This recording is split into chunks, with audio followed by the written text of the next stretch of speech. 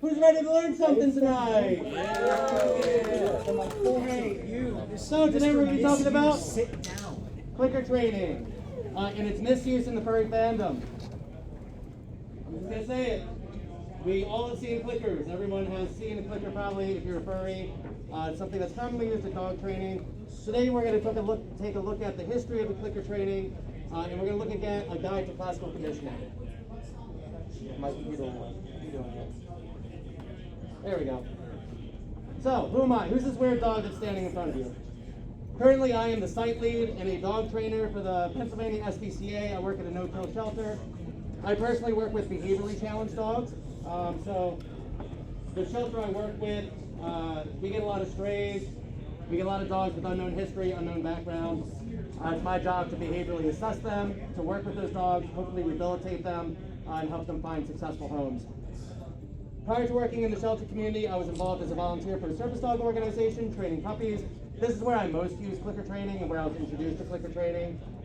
And then, in general, I have over 10 years of dog training. So while I've never gone to college for it, I'm not I'm not formally educated in dog training. I have the experience, I know what I'm talking about. So this is kind of what this class is going to be about. As a little personal thing, down below are all dogs that I have personally had a relationship with. In here is one of the first graduation classes from one of the first service dogs I trained. This was my sweetheart Wagner, who unfortunately did not make it, but he always has a special place in my heart. Richard was one of my first behavioral dogs that I trained. He was like my first project dog that was successful. He was in our shelter for over a year. I think almost 2 years before he finally found his forever home. And this was the very first dog I ever trained professionally, little Miss Whitney. She was a bean. She was a sassy little girl though. Don't let that cute face fool you. So, to begin, I was specifically instructed, this has to be a safe for work panel. I'm not saying you can't apply these concepts to other things, but this is an SFW panel. These are some of the things we're going to be focusing on in this panel. And also, just as a check, can everyone hear me? Yes. Yeah. Right. Yes. It's sometimes hard to tell if I can hear myself or not. I like doing things in fursuit because I'm silly. So, the first thing we're going to look at is how popular culture often misunderstands and misuses the clicker. That's kind of my main focus. As a dog trainer, it irks me beyond comprehension when I see it misused. Because it scratches that little part of my brain that makes me irritated. We're going to look at the history of clicker training, where clicker training came from, how it developed, and why it became part of the dog training culture. What is classical conditioning? Classical conditioning is a key part of why clicker training works. So we're going to go into what is classical conditioning and where that came from. We're also going to look at its application in dog training, and then how to potentially annoy your friends. Very important. So up first is going to be 2 videos from social media and different pop culture on the use of clicker training and in a means that I find inappropriate. I'm hoping the volume works on this. I don't know. We'll find out. So this is Wolfgang Cerberus on TikTok.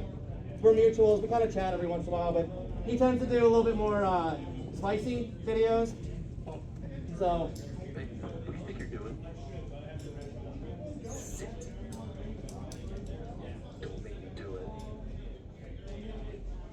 Because I will.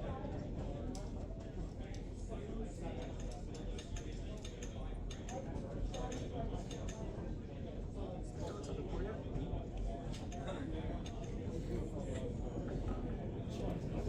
So this is probably more of an example of how it's used in the furry community as kind of more of a meme or a kink, things like that. I'll go to my next slide.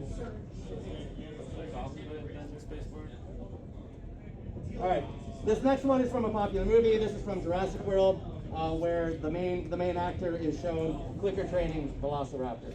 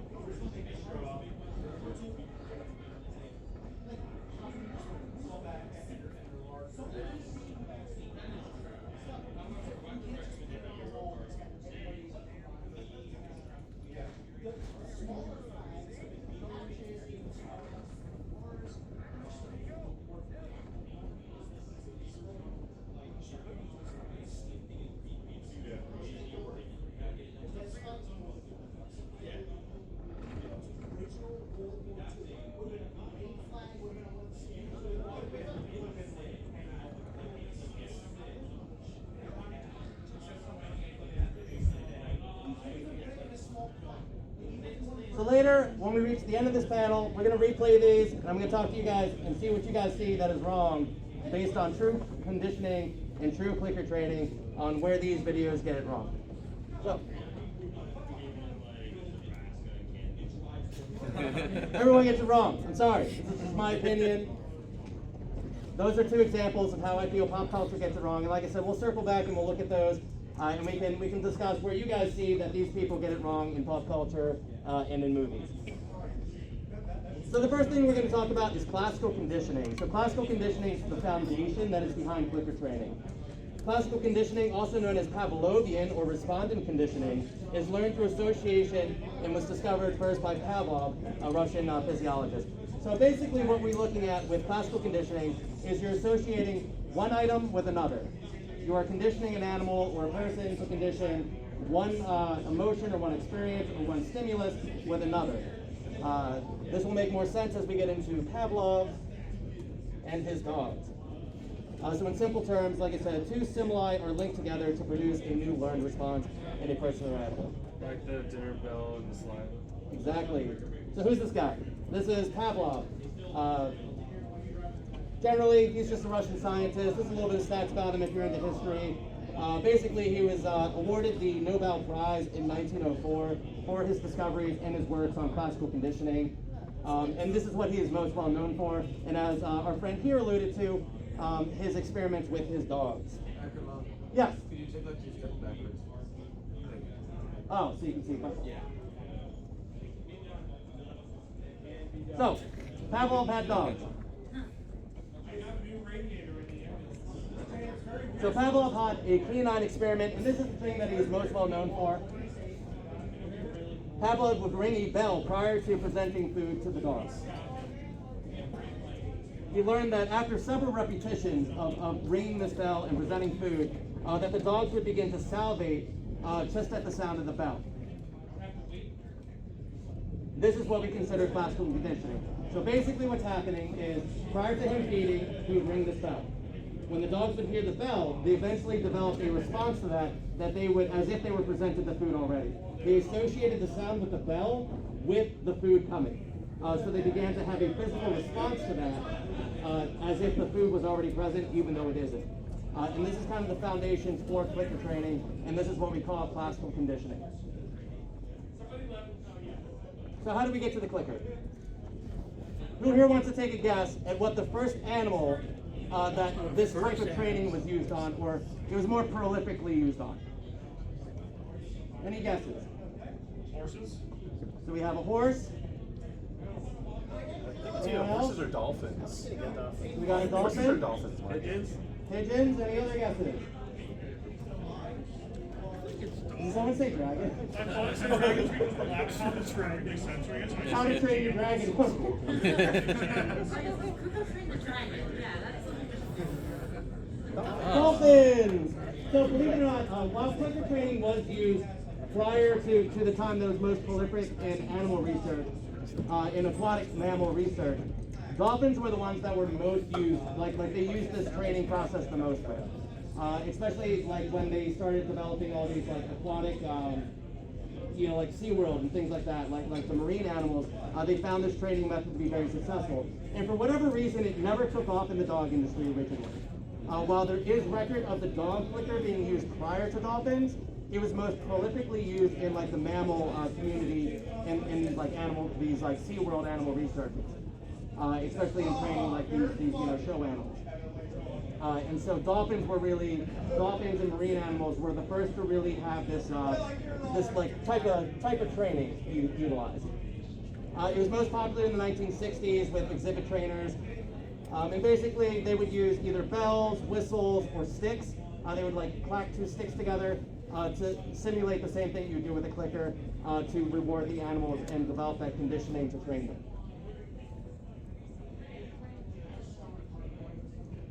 And then, who was the first to introduce clicker training into dogs? Anyone want to venture a guess before I put names up there? It's okay. I'm a dog person, so I know these things. So most people contribute clicker training to Karen Pryor. It's a pretty popular name if you've done anything in like the dog training industry. There's even clickers that literally have like Karen Pryor clicker written on it. So she is most known for popularizing it, though she's not the first person to introduce dog training or introduce clicker training into the canine world. It was originally B.F. Skinner and his students that introduced it into the training world, but like I said, it was Karen Pryor who popularized it. Karen Pryor and the clicker. So while she didn't invent it, she's the one that made it popular. She's the one that really gave pizzazz to it and really got other dog trainers using it. When looking at like her like bio and reading over like my research when I was doing this panel, there was like so few dog trainers that actually utilized the clicker prior to Karen Pryor. Whereas like after Karen Pryor and all like the networking she did, it was like very prolific in the animal industry. So, how does it work? Dog or furry training in action. So we talked about like what it is, classical conditioning, but we didn't really talk about how the clicker works and how it is that you use this to classically condition an animal and to train. The clicker acts as what we call a marker. So in dog training, we have what we call like a marker so that the dog knows when it did the right thing. So when I'm training a dog, it knows that it did what I wanted it to do. It's used to mark the desired behavior. And it's a very helpful tool for training animals. And basically, it allows me to tell the dog it's getting a reward without having to immediately give it a treat. Because as a dog trainer, you can't always like immediately pull a biscuit out of your pocket when the dog does what you want it to do. Especially when you're like first training sit. A lot of times as you're pulling the treat out, the dog's going to stand up. So the dog will sometimes associate standing up now with getting the treat rather than the sitting. So using the clicker marks that it's the sit that you're getting rewarded for, not standing up. Did I go the wrong way? So, would someone like to be my test subject for a little game? Would you like to? You look pretty eager. Come on up, come on down. So I'm going to show an example of how clicker training works, and these are things that you can use with any animal. So if you want to try and use these principles on like training your dog at home, we'll get a little bit more into like what kind of animals and people you can train, but this is just kind of an example for it. Thank you for your help today. We're going to pretend these are treats. Unfortunately, I was not allowed to give out candy. Otherwise, I'd have candy here. So we're going to pretend you really want these. These are amazing. These straws are the best straws you've ever seen in your life, and you really want to hold one. So every time I click, I want you to hold a straw.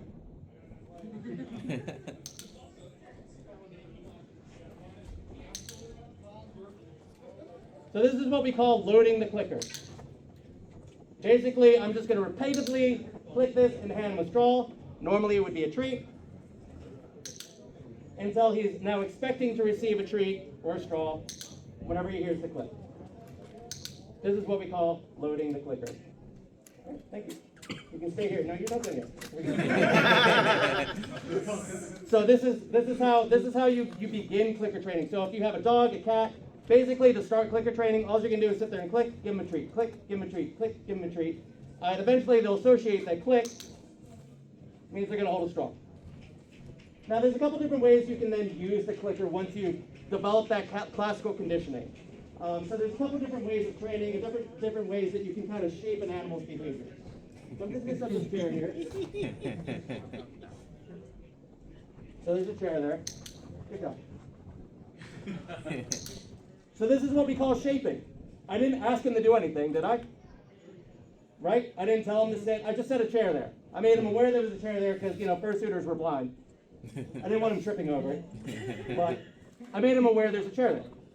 So one of the ways you can train an animal is basically you put them in a room with something, and whenever they investigate it, you give them a treat.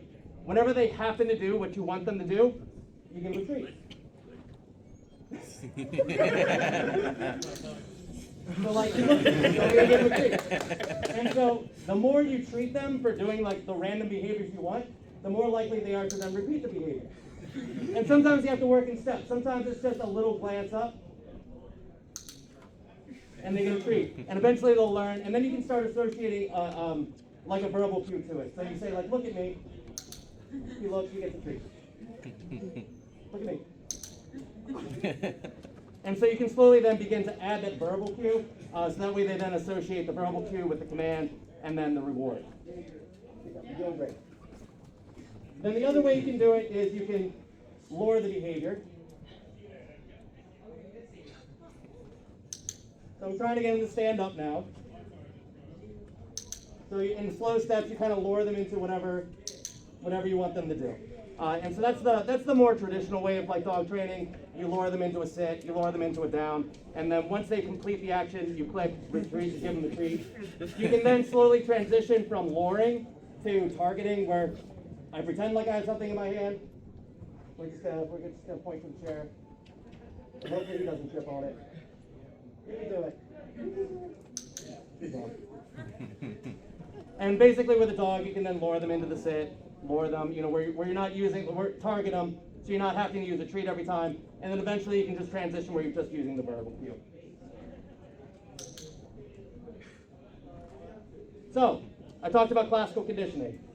While this is a very simple and silly exercise, I can show that I've already classically conditioned this poor guy into realizing that he's going to get handed a straw every time I click this. And the thing with clicker training, it has to be someone who's willing and wants to. Because we're all intelligent beings. As much as we like to act like silly animals, if he really didn't want to be manipulated and trained right now, he wouldn't. Like he would realize like the click means I'm going to hand him a straw, but he's going to be less likely to want to do anything for me because he knows I'm being annoying. Now I'm just clicking him for being cute. And I don't remember what my next slide is. So, what can we clicker train? You can clicker train your dog, your cat. I just shown you can kind of clicker train a friend. Like I said, it's more about a state of mind. You have to be willing and wanting to do it.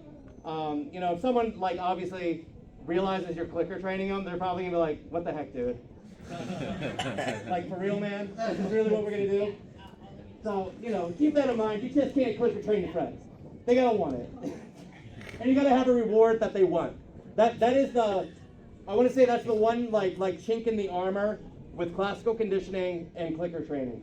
It only works if you have a currency that the dog wants or the animal wants.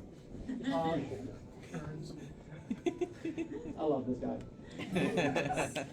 So, for example, when I was doing service dog training, we had these golden retrievers that were not food motivated. They basically were untrainable by this method because they didn't care about the clicker. They didn't care about getting a treat. They had no desire to work for it. So dogs that are more like play motivated, you have to be more creative with like how you do your training exercises and how to motivate them to do what you want them to do.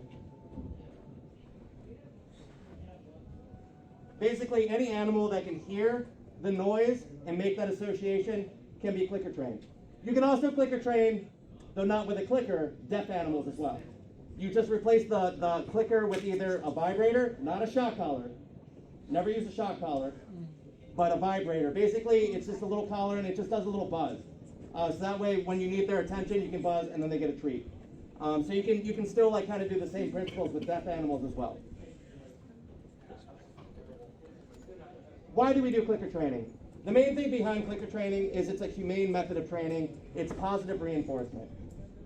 As someone who works for a no-kill shelter and a shelter that only does positive reinforcement training, it's so important that the means that we train animals and instruct them is positive and that it is rewarding. It's a reward-based training. Studies have shown that using punishment-based training leads to aggression and fear. Dogs are more likely to turn on their handlers, and if you're only using fear as a means to train and correct a dog's behavior, they're more likely to develop other aggressive behaviors. And once they're no longer afraid of you, your training no longer works. So while they may be afraid of you and won't do the things you want them to do, they're not going to do it for anyone else that they're not afraid of. And in the end of the day, as beings who are in control of other life forms, we shouldn't be punishing them or treating them inhumanely. We should be doing everything in our care to show them the love that they deserve. And then some of the other places that this is used, it's used in a lot of different applications. It's used in both entertainment, physical assistance, and police service. Police service dogs, though, tend to be more play motivated. One of the things, I have not personally done any police-like training for dogs, but they tend to be more play motivated. A lot of times you'll see videos where the cops will have like a toy on them. They usually have like a tug toy or a rope toy, and then they'll give that to the dog as their reward. So it's a little bit different, but for the most part, most of the dog industry uses some form of positive reinforcement training. Would you like to wear my head? Last thing I'm going to bring up, is the clicker outdated? Yes, it is. In the dog training industry, most people are getting away from the clicker because it's inconvenient.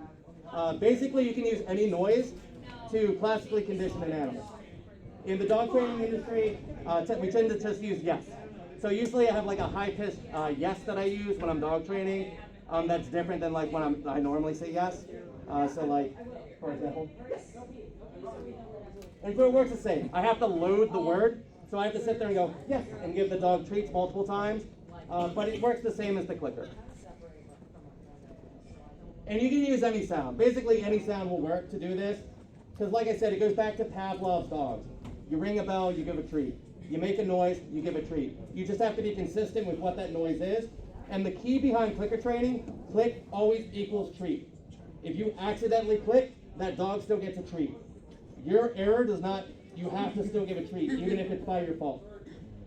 Because if you're not consistent with that, you're breaking the conditioning. That click always equals treat. And you remove basically the value behind the clicker. Any questions? Before I go back to those previous videos. If you want to. I mean, the clicker is still, so the nice thing with the clicker and why it's still used, it's a good tool. Because some people like kind of fumble with it. Having like something physical that you can like, hit when you're doing the training session, sometimes it's just easier for people to use. When we did physical assistance training, the reason why I bring this up and they started transitioning to using yes is not everyone who has physical disabilities that are receiving service dogs have the ability to use the clicker. For a while they were trying to use like an app instead, but they just found it's just easier just to use a verbal key. Anyone else? I have to now figure out how to get back to it because I was lazy. And I can't see.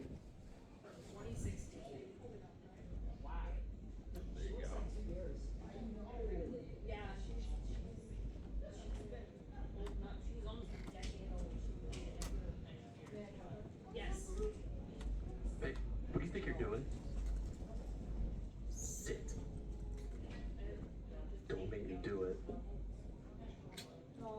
Because I will.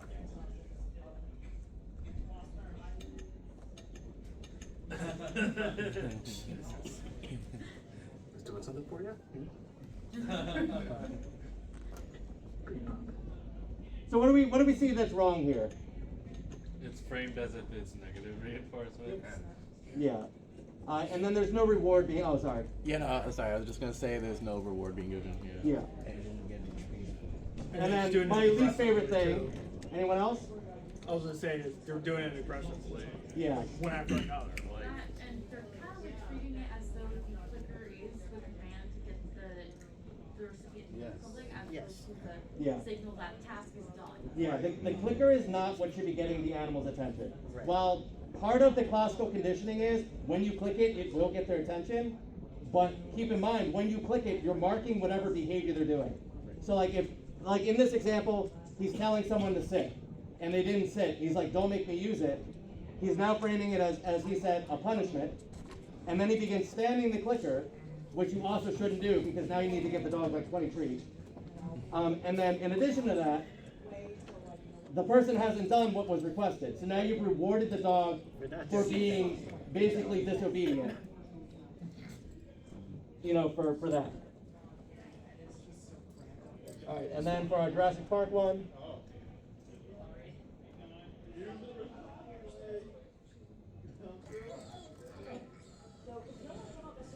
I can literally come down and take photos with you, and it's just like the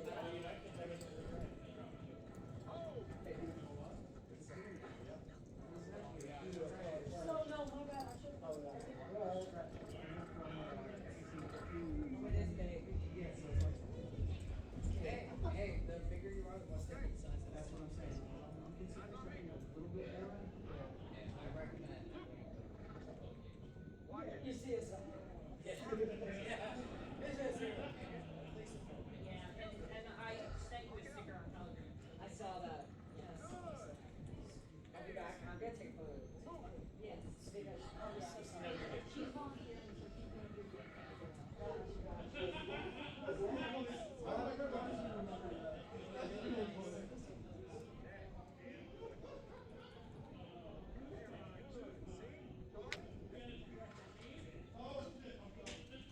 So, where do they get it wrong there? I feel like in just in the beginning only, but then like at the end it's how it's supposed to be. Yeah, this one's a little like 50-50. Once again, it goes back to, I forget who said it, I have ADHD, I'm sorry, but using it as like the attention getter is wrong. The clicker is not meant to get the attention. He should have a verbal cue, that is what gets their attention, and then he should also have rewards ready when he clicks it. The clicker does allow you to delay the reward, which is a nice thing with the clicker over like hand feeding a dog treats, because it allows you to not have to have a treat immediately in your hand every second you're training a dog. But at the same time, like to have it spammed multiple times prior to a treat is devaluing that clicker.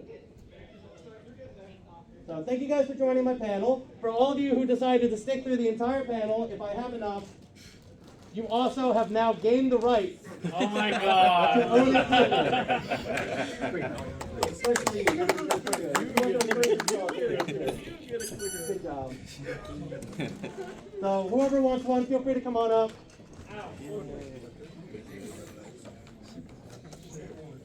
Actually, I'll spread them out. We got lots of